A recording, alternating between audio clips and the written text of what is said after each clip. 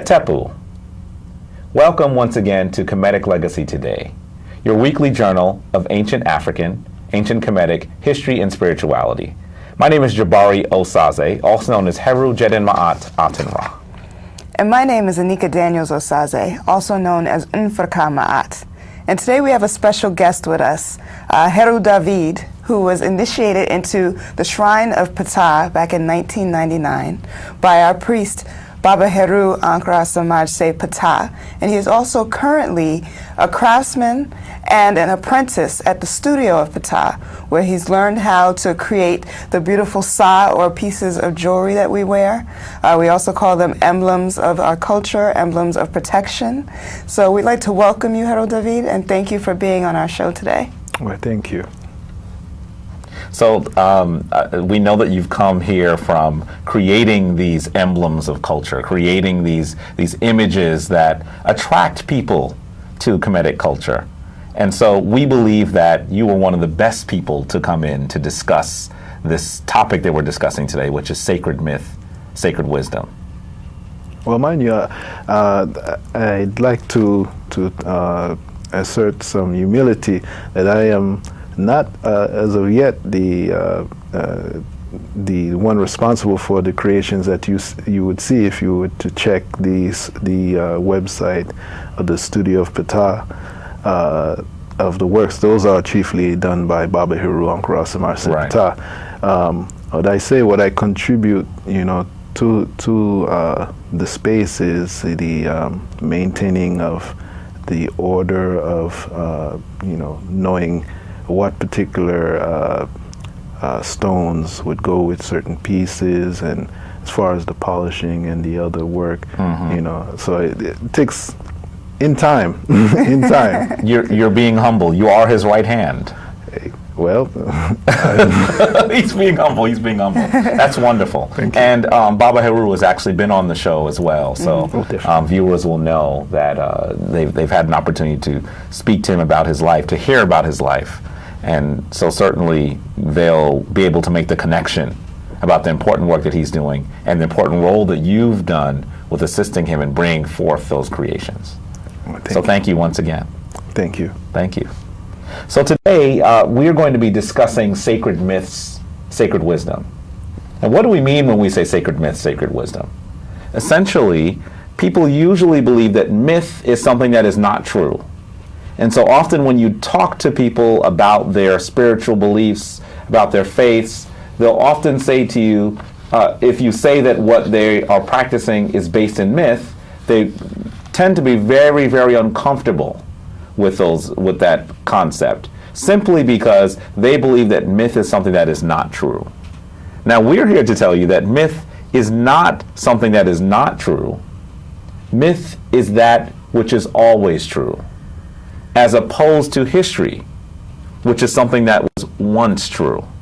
So that myth encodes sacred messages which are always occurring, which are always there for our spiritual edification. And so we are here today to read 3 very important Kemetic myths, and we'll talk about what their relevance is to our daily lives as well.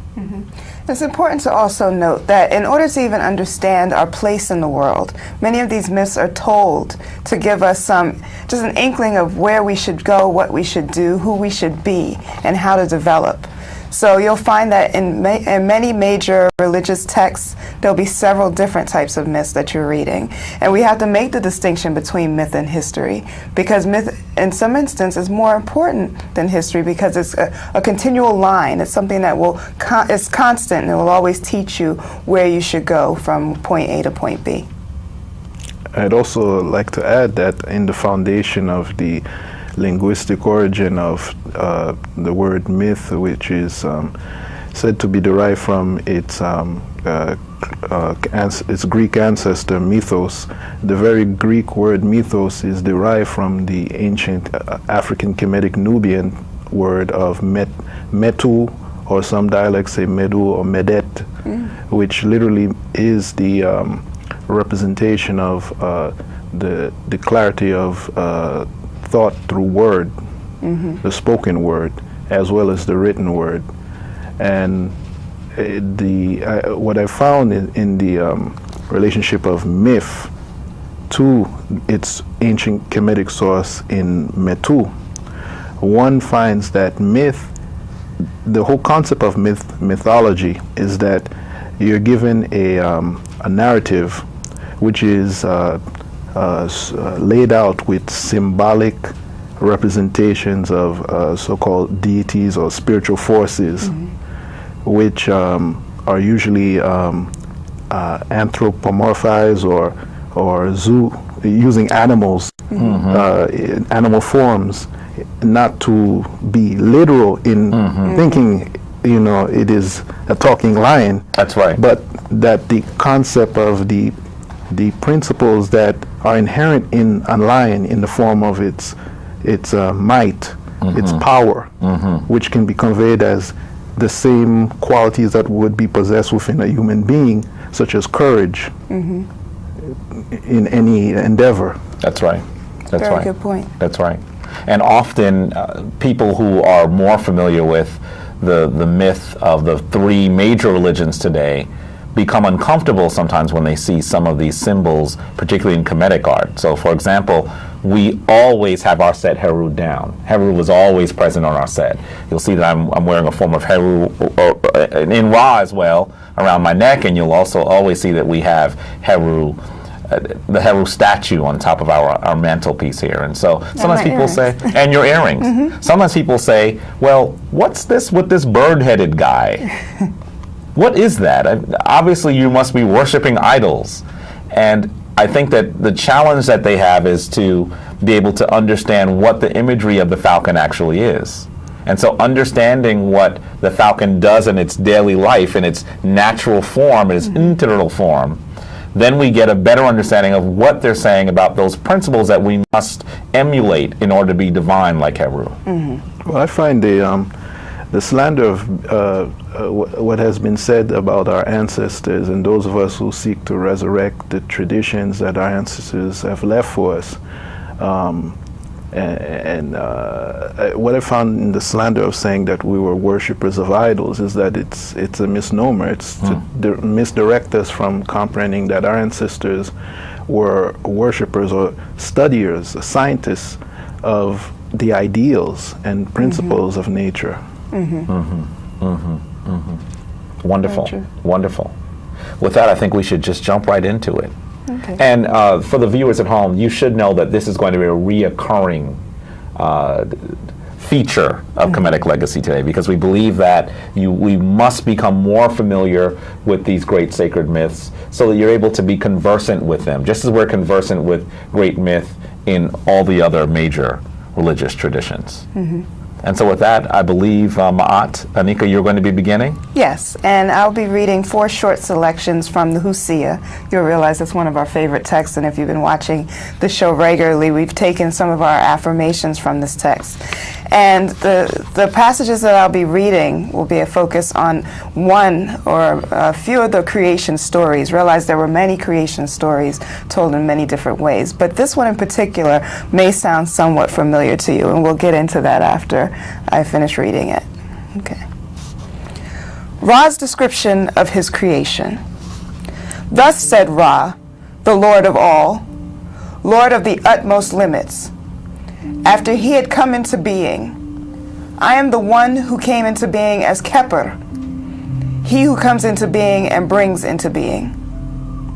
When I came into being, being itself came into being. All beings came into being after I came into being. Many were the beings that came forth from the commands of my mouth. Heaven had not yet come into being, nor had earth come into being, nor had the ground been created, or the things which creep and crawl upon it. I raised up beings in primordial waters as inert things. I found no place on which to stand. I formed it from the desire in my heart. I laid the foundation through Ma'at. I created forms of every kind. Many were the forms which issued forth from the commands of my mouth. Not yet had I established Shu, the power and principle of light and air. nor set forth Tefnut, the power and principle of moisture. There existed no one who acted together with me. I conceived it in my own heart. And there came into being a vast number of forms of divine beings as forms of offspring, and forms of their offspring from them. I came forth from among the plants which I created, and I created all things which creep and crawl and all that exist among them.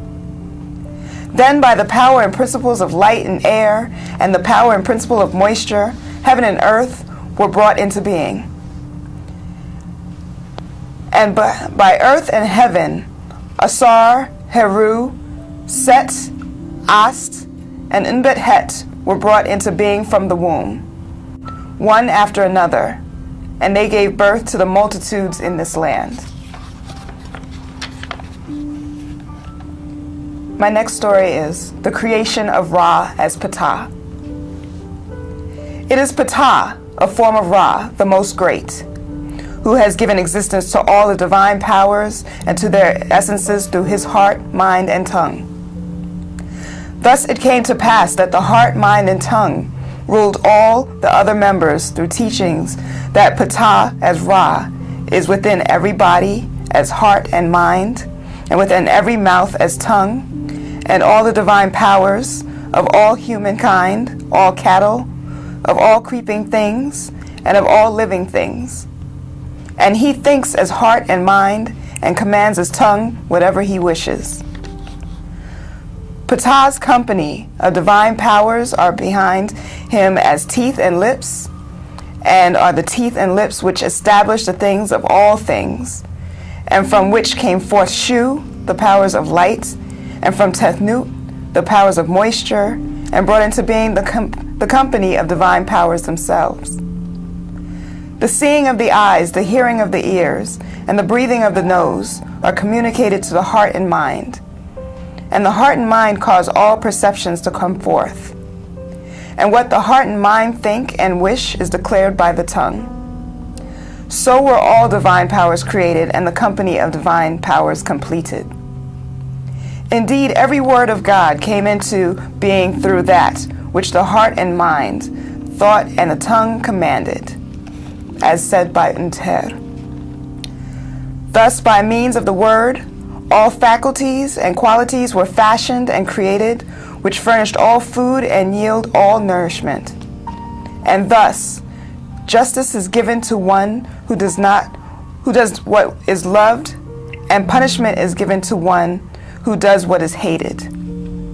Thus, also is life given to the peaceful, and death given to the one who violates the law. And thus were made every work in all crafts, the action of the arms and hands, the motion of the legs, the movement of every member of the body, according to the command which is conceived by the heart and mind and brought forth by the tongue, and which creates the usefulness and action of everything. It is said of Ptah as Ra, then, he is he, and she is she, who has made all and created divine powers.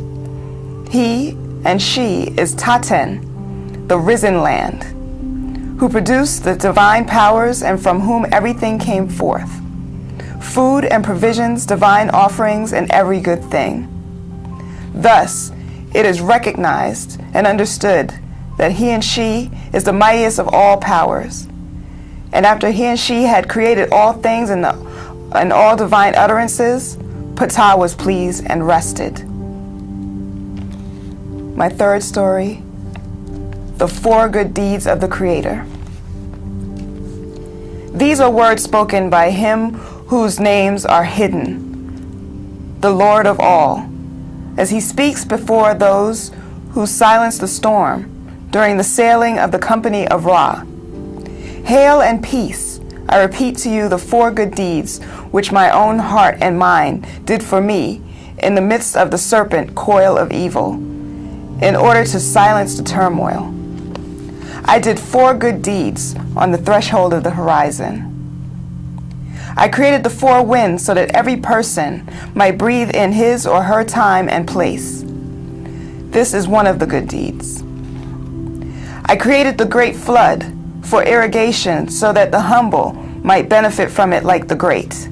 This too is one of the deeds. I made every person like his or her fellow, and I did not command them to do evil. It was in their own hearts and minds which caused them to disobey that which I commanded. This too is one of the deeds. I made the hearts of men and women so that they would not forget the day of death, so that sacred offerings might be made in the divine powers of the districts. And this too is one of the deeds. Thus I have created the divine powers from my sweat and humankind from the tears of my eye. And finally, the fourth story, self-definition by Ra.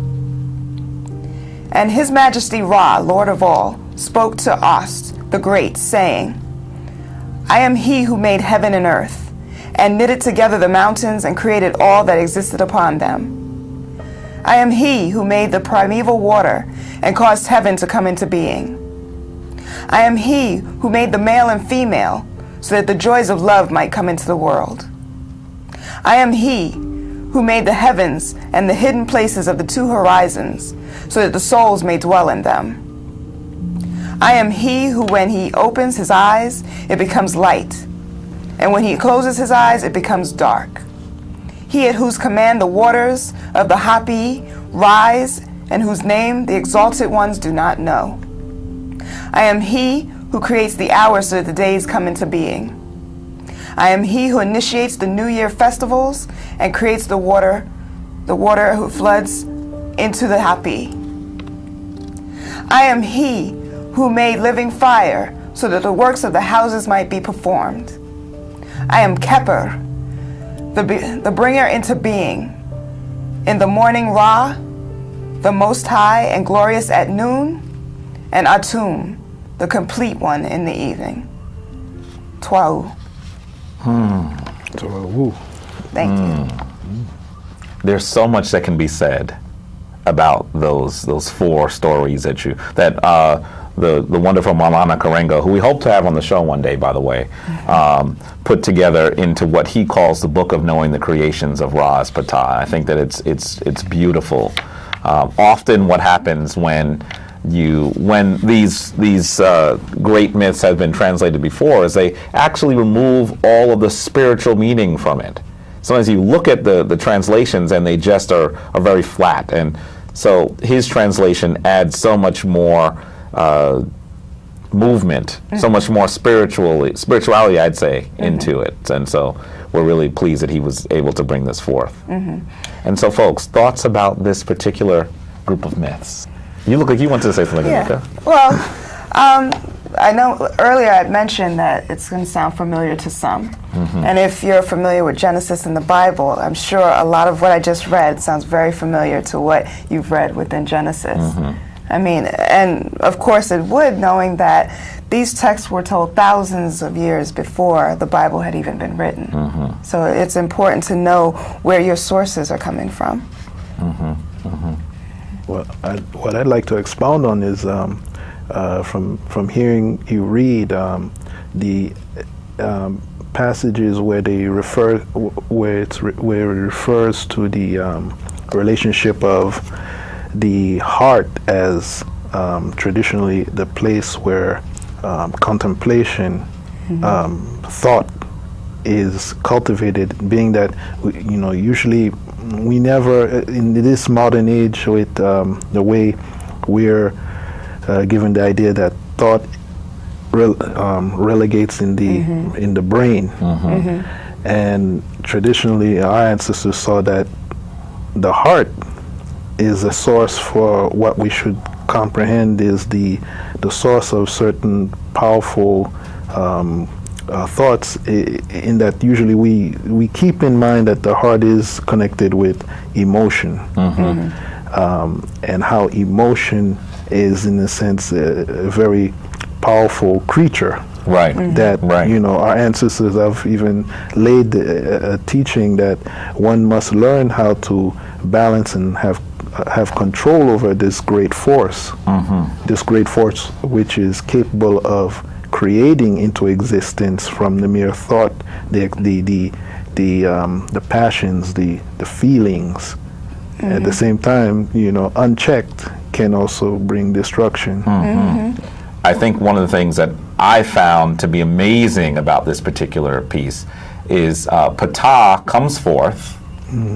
Some people would say, well, this overall divine force is still masculine, but we've been taught that he comes forth from the womb. Indeed. Similar to the story of Kirikou in Sorceress. If you haven't seen this modern telling of African myth, you'll note that Kirikou, the hero, the Heru, actually births himself. Indeed. And his mother says, any child that can speak to me from the womb is strong enough to birth themselves. And so he does that. And in some ways, this is Ptah. Ptah is birthing himself, but he is still coming forth from the womb. And as he comes forth, he creates all of these other faculties and powers, which are simply portions of him. And he's clear that these are portions of him.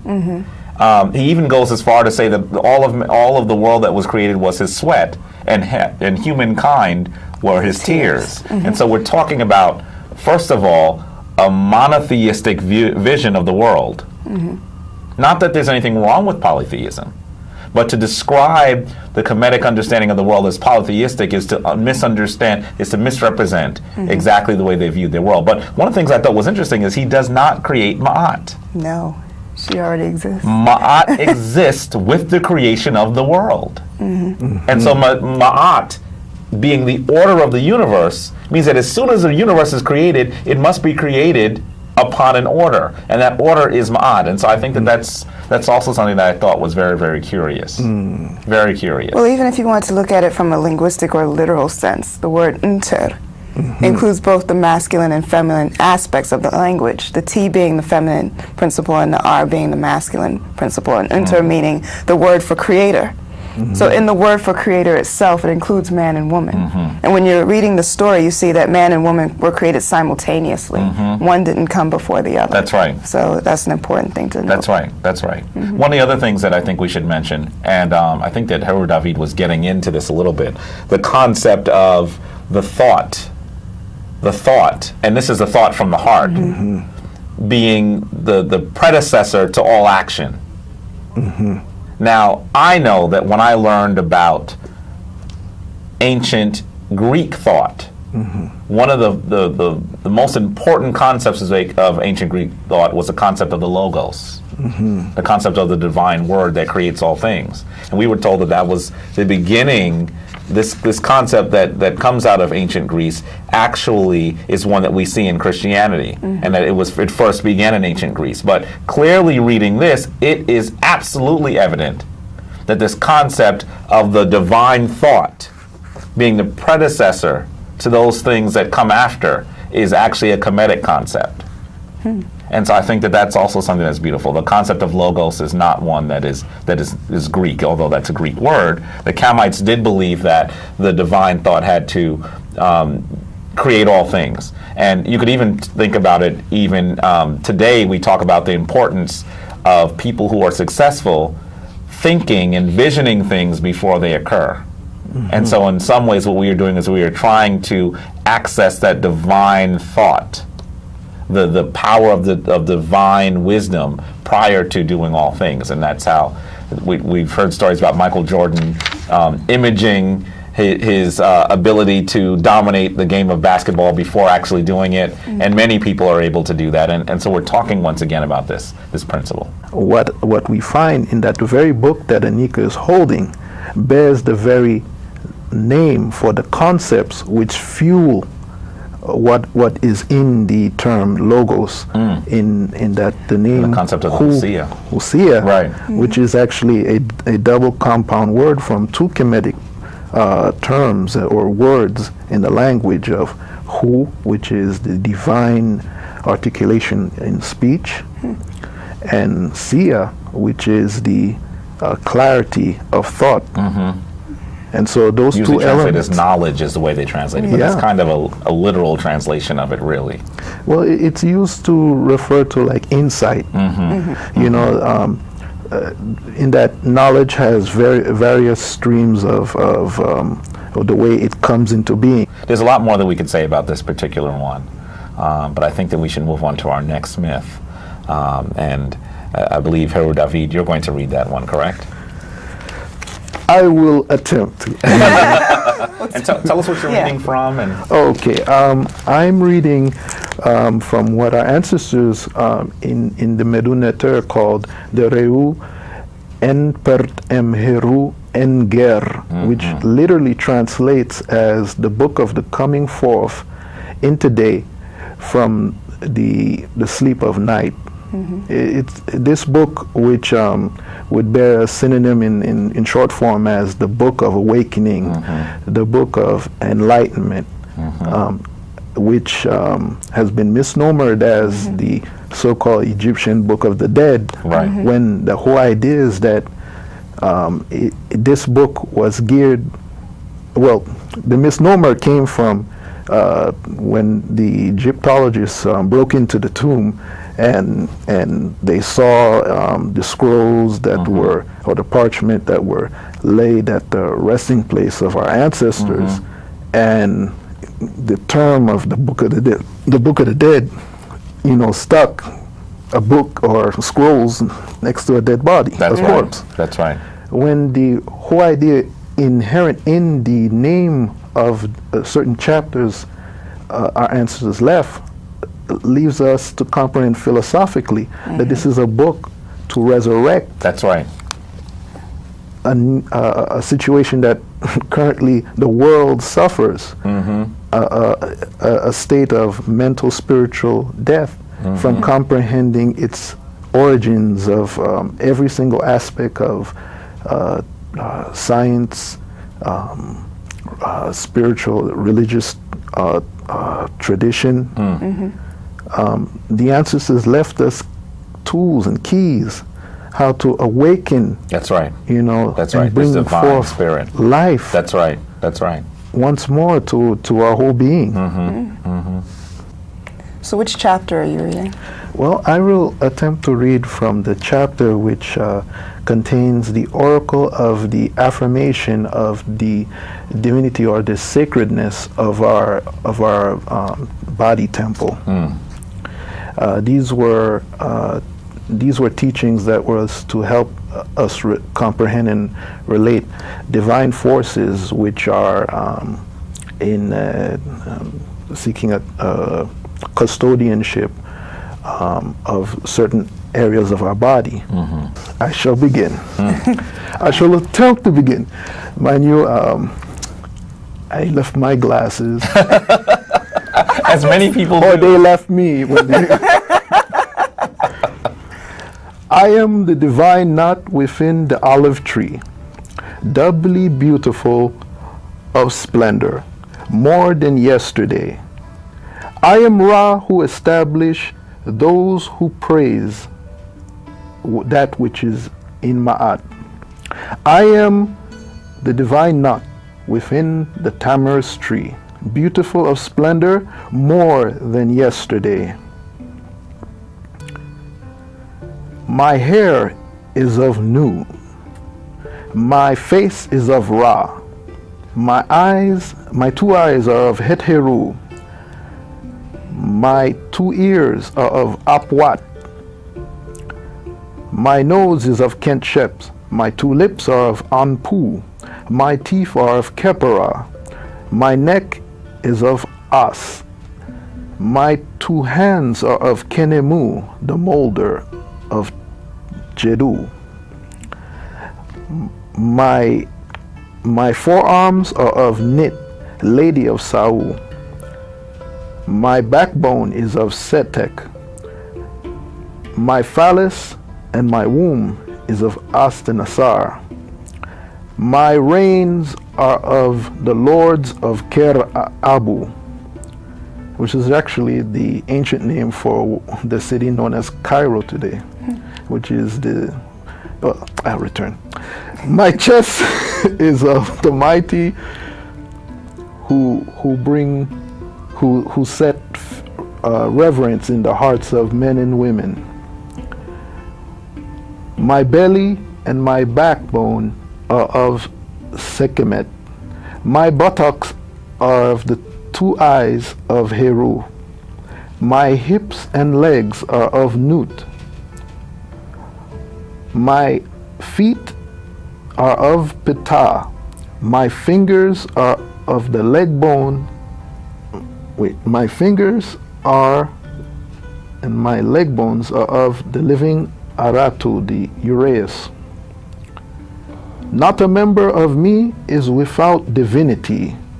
Tehuti protects, Tehuti, Lord of the sacred word and thought, protects my flesh entirely.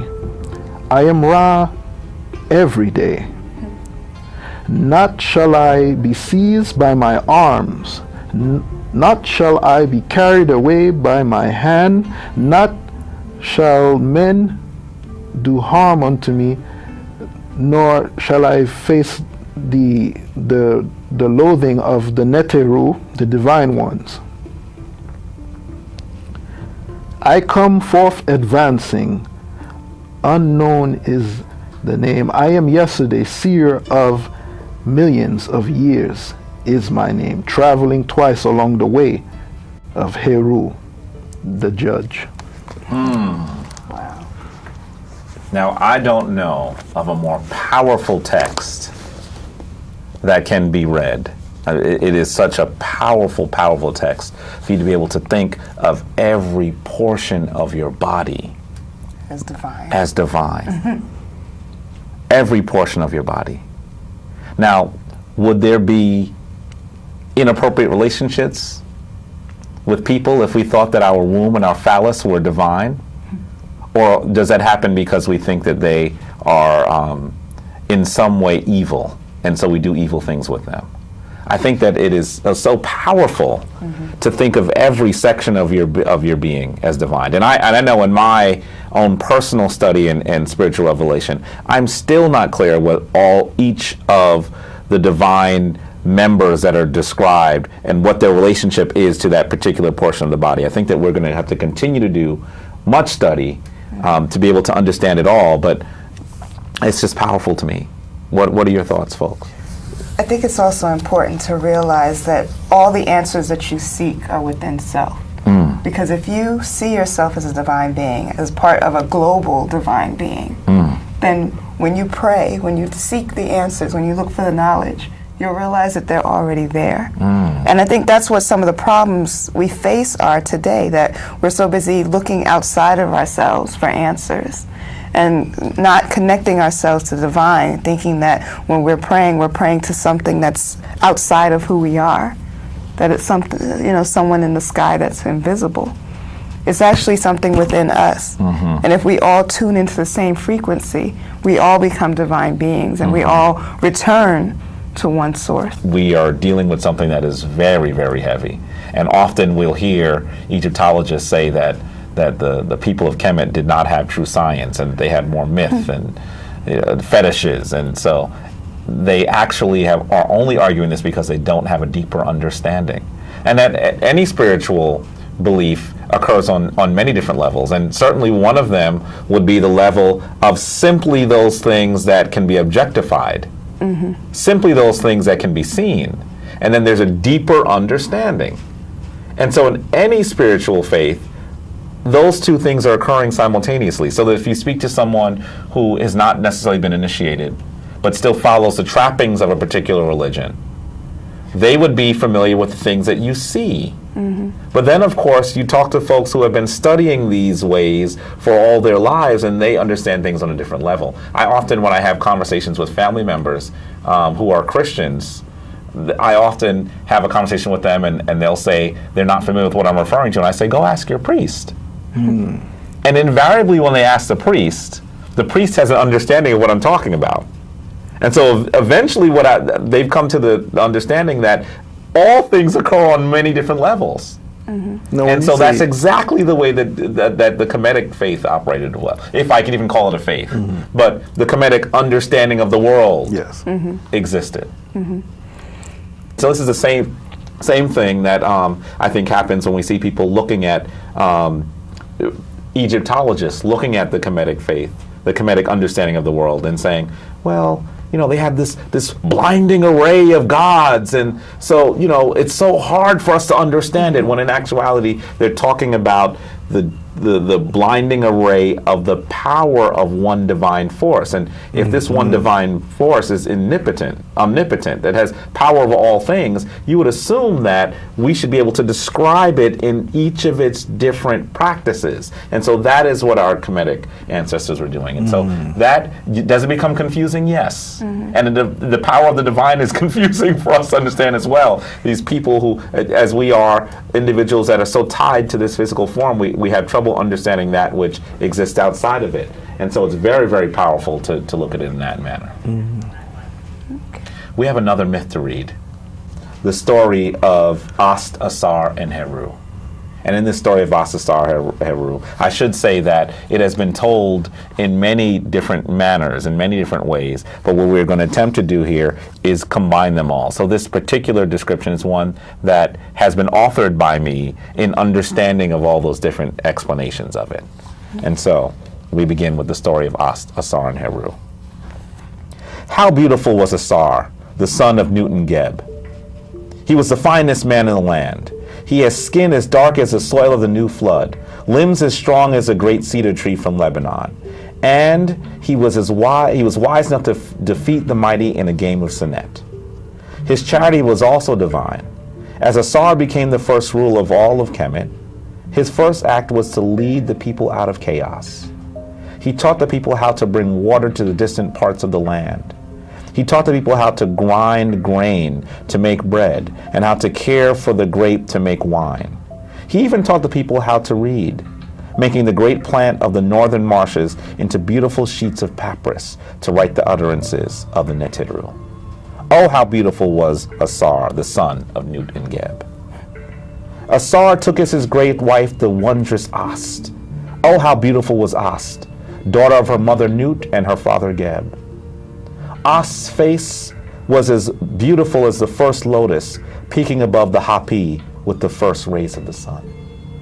Her locks were as strong and beautiful as the first furrows which brought water to the land and food to the people.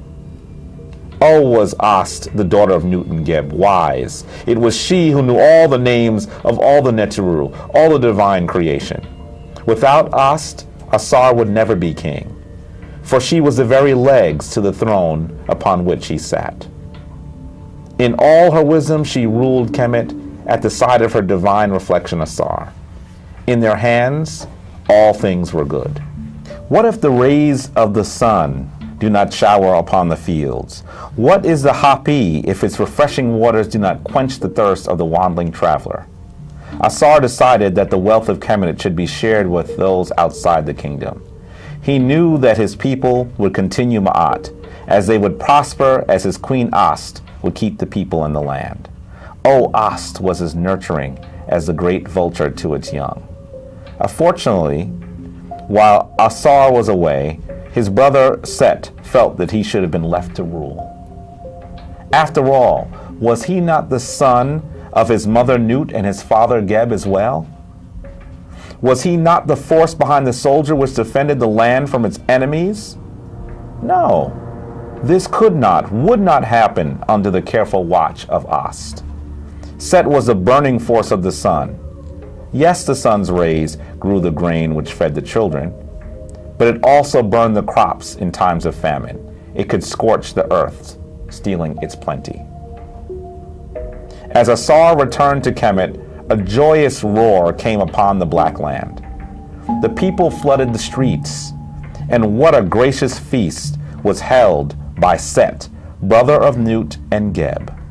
How wonderful, says Inbethet, queen of Set, and sister to Ast. Ast was wary. Was it not Set who defied her justified rule in absence of her husband? Inbethet continued to braid her sister's strong locks as they sat in the palace of Ast and Asar. You worry too much, Ast, she exclaimed. Don't all families have quarrels? Ast loved her twin sister, Inbethet, but fear was still with her. She warned her husband Asar. Asar could not rebuff his brother. It was time to make the family whole once more. Ast, frustrated with her useless pleas, decided that she would not break bread with her wicked brother. Was Set not as wicked as the desert, which forces thirst on the weary traveler? Asar went to his party with a promise to his great wife. I will return, and we will be alone to celebrate the charity of the black land. We will pair to make the heir to our kingdom. Asar ate and danced at his homecoming. The 72 were merry as they played the flute and the drum. But they were interrupted by a loud gasp. Look at the beautiful garment that Set brings into their midst. It's cloth made from the bark of a sturdy tree. Only the one that fits the garment could make it their own. And a line grew of people waiting to try. Asar pulled his arms, which are as strong as a great cedar tree, through its sleeves. It fit. It is perfect for this joyous occasion. What is this? Why can't Asar remove the garment? As fast as a gazelle roams the plains, set upon Asar. The 72 were with him. They bind Asar and tossed him into the river Hapi. Oh, how terrible is the drowning of Asar. Sorrow is felt throughout the land. The women wail and tear their hair and their clothes. Oh, what has my husband done, wails Inbethet. Should she be pleased that she will now be queen? No. Her love for her sister is true. She sneaks away to warn her sister Ast of the murder of her husband and the approach of Set to the palace of Ast and Asar. Inbethet and Ast hide in the stocks of the raging Hapi. Its banks are overflown by the tears of the great widow.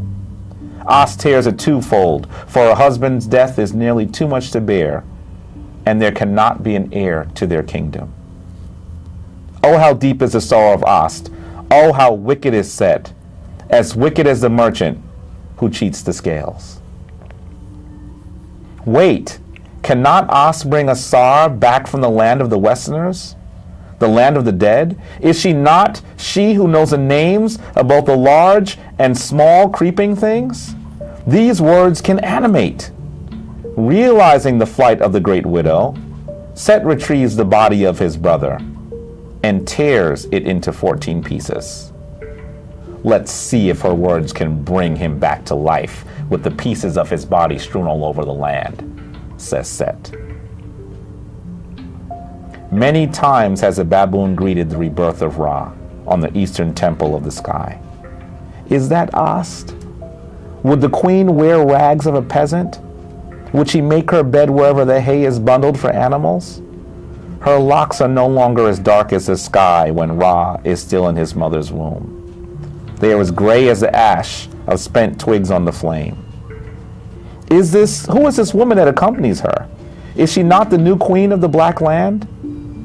Yes, they continue to search for the pieces of Asar. All but 2 are in their grasp. They are back inside the confines of a palace, but not within the great boundaries of Kemet. They toil in the palace of a foreign king, handmaidens to a foreign queen. As the king and queen of this foreign land retire for the night, a great joyous sound is made by Ast and her sister Inbethet. The torso of Asar has been found. Now there is only one piece that is left. This one piece is the phallus of Asar. It is lost forever. But Ast knows the names of all the Nteru, big and small. She knows the names of all things that are large and creeping. She crafts a great shaft of granite from the land of Cush. She emblazes its head with gold from the golden land of Nubia. It will be his phallus. Rejoice, rejoice. Asar shall be raised. The Tekken shall be raised. She speaks the words which were made for this day, for this purpose, for this time. She, the Blessed Virgin, is suddenly with child. Rejoice, rejoice. The 2 lands will have an heir. Many more days pass. Set is still upon the throne of the 2 lands. His confidence roam the distant parts of the kingdom with orders to set Ast, her sister, and destroy the chances of her returning to the throne. Her heir, her son, has grown. Heru is his name. His arms are nearly as strong as the trunk of the cedar tree. He has been nurtured by his mother and taught the ways of the two lands and the martial arts of the nobles at Beni Hassan. Oh, how beautiful was the son of Asa-Nassar. Oh, how beautiful is the rightful heir of the Black Land, and his training is almost complete. He will face his uncle to reclaim the throne. However, the lessons of Ast are finished for this day. All that is left is the final stage of initiation, the very meaning of the poses, the breath that animates. It is time for sleep. Heru will need to learn later. What is this? Heru is stealing away from his home with Ast? Oh, how little patience Heru has, as impatient as a child waiting for water to boil. Heru finds Set in his palace. He immediately recognizes the rightful heir. Set realizes that Heru is here to do him in. Heru is the very image of Asar. He is a grandson of his grandfather Geb and his grandmother Nut. They do battle. The heir Heru has been taught well, but his anger makes him reckless. The stroke of his sword has been true, and he rains these strokes upon the head of Set. But what is this? Is Set just as skilled? Heru nearly rips the heart from Set's chest. Set nearly tears Heru's head from his neck. What a blow Heru strikes against his uncle. He tears the testicles from between his uncle's massive legs. There will be no heir to the unrighteous throne of Set. Enraged, Set tears the left eye from Heru's face. Heru is defeated. Oh, the wails that come from the people who were once prosperous, but now quarrel with each other for a handful of grain. Heru is dead. Oh, why did he not wait for his final teaching, the final teaching of his mother, Ast?